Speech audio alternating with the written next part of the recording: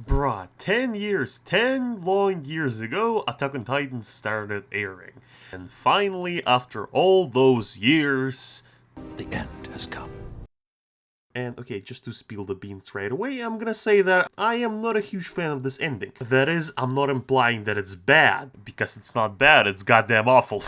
Okay, I'm just kidding. But decent amount of reviews I've seen are legitimately saying this is a horrible ending, which is kind of interesting to me. But okay, we'll get to it in a minute. By the way, is that just me or Aaron's Titan looks oddly similar to the medal he was receiving from Historia? Like, I don't know if it's on purpose, but it's hilarious. Just to be sure, in case not everyone have seen it, in this video I will not be discussing all the details, so no huge spoilers. I am currently working on a series of videos covering the entire anime, one of which is already out, please check it out. So all the analysis I'll be doing there. I am gonna say right away that I did not expect this to be like an actual final part, especially when considering the whole shenanigans with scheduling of season 4, like first part, second part, third part of season 4, which release date is scheduled, I don't even know how, probably by producers throwing dice on the calendar, but they did it. Despite all of the problems with season animation reshoots, freaking complaints of all the animators working on it, they actually released Attack on Titan. Which is cool, I think. I don't know if I really should complain about the animation that much because, well, I mean, if you all been satisfied by Mappa's work so far, you're not gonna be disappointed. For the most part, it's really been cinematic. That still doesn't excuse the fact that some scenes are just legitimately made me laugh. Like, I don't know, maybe it's because some scenes look next level great, and because of that, in comparison, some other scenes just look like trash. On the other hand, Aaron's writing was always making me laugh. If you compare anime to manga, it's also really good. Some shots made pretty much one for one, which is...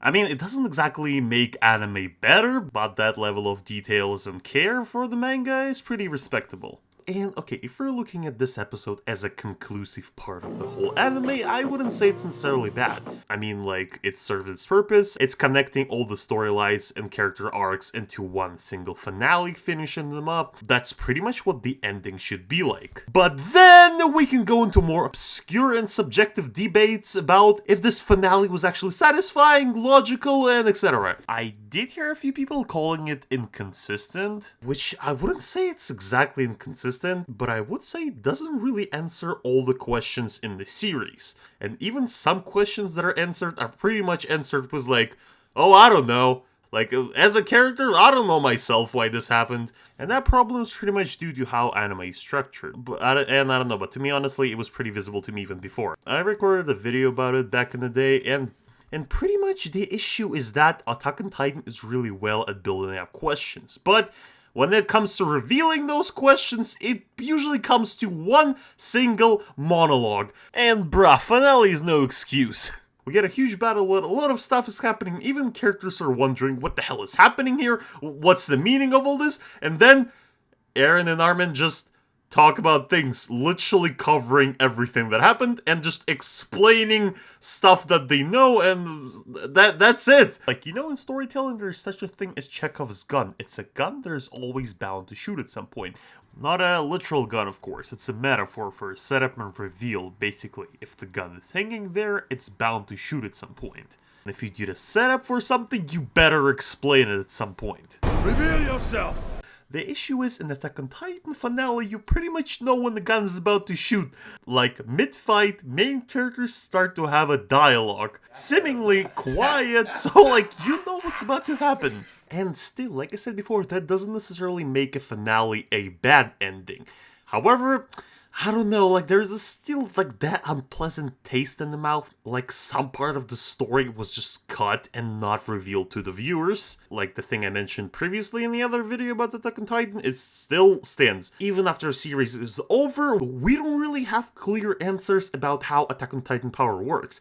How this worm works, what the hell does Ymir even want, how does she work, how does her powers work? Like, of course, we can speculate, but I don't know, I would like to hear at least more or less a clear answer. Of course, answers like the power of love, say it everyone.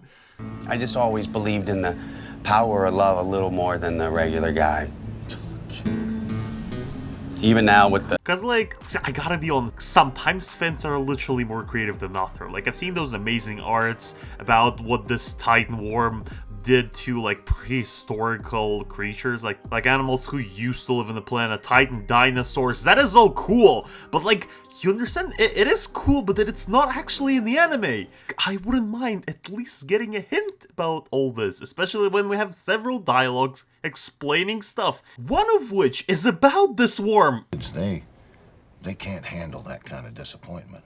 By the way, I complain about ghosts and Demon Slayer like they're pointless and appear out of nowhere. But oh boy, in Attack on Titan, same thing. What do those ghosts even do? Do you become a ghost after you get killed by Titans? But okay, the biggest letdown of the finale is that Gabi is still freaking alive.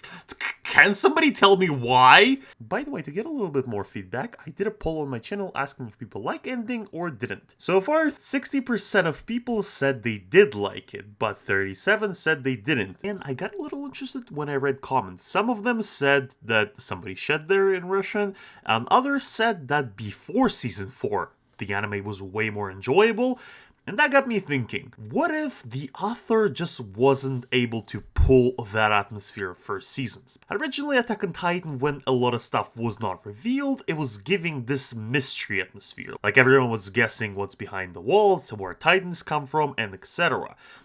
Because of that, story seemed way simpler, because we didn't have different countries, international conflict, wars, etc.